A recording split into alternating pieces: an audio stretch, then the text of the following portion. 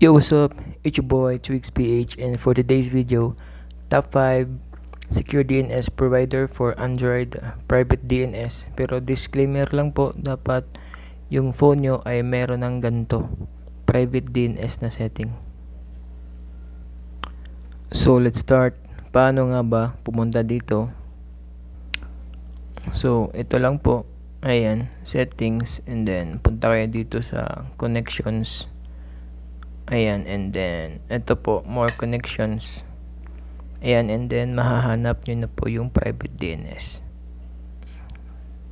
Or kung nahihirapan kang maghanap, punta ka lang dito sa settings nyo. Ayan, pindot man, and then type ka ng private, yan, DNS.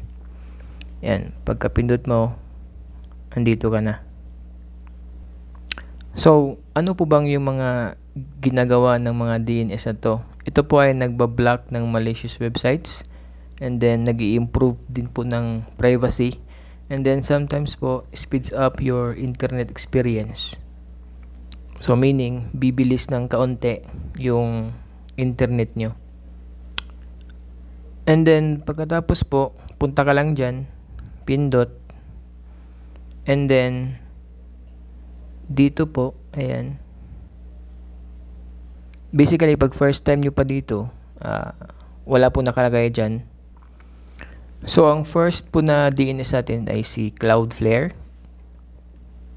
Well known po siya na website, 1.1.1.1. Yan po yung first na DNS natin. Pangalawa po, DNS.google. So yan po ay DNS ng ating the one and only Google, or Google, bahala na kayo kung anong pag-pronounce nyo. So pangatlong DNS po, ito po, dns.quad9.net. Ito po ay DNS ni Quad9. So pang apat po na DNS ay ito po, si NextDNS. Ito po ay DNS ni NextDNS, dns.nextdns.io. So ang panglima po na DNS, si Clean Browsing, family filter po to. So family filter.dns.cleanbrowsing.com. If ever po hindi working itong DNS ito po yung result, couldn't connect. Kapag ganyan po, hanapin nyo po sa 5 DNS na nabanggit ko kung saan nyo makakonect sa inyo. And then, ito po yung itsura kapag okay sa mobile nyo. Ayan, save nyo lang. And then, ito. Yan. Pag ganyan po lumabas, meaning swak sa mobile nyo, sa system nyo. So, ayun lang naman.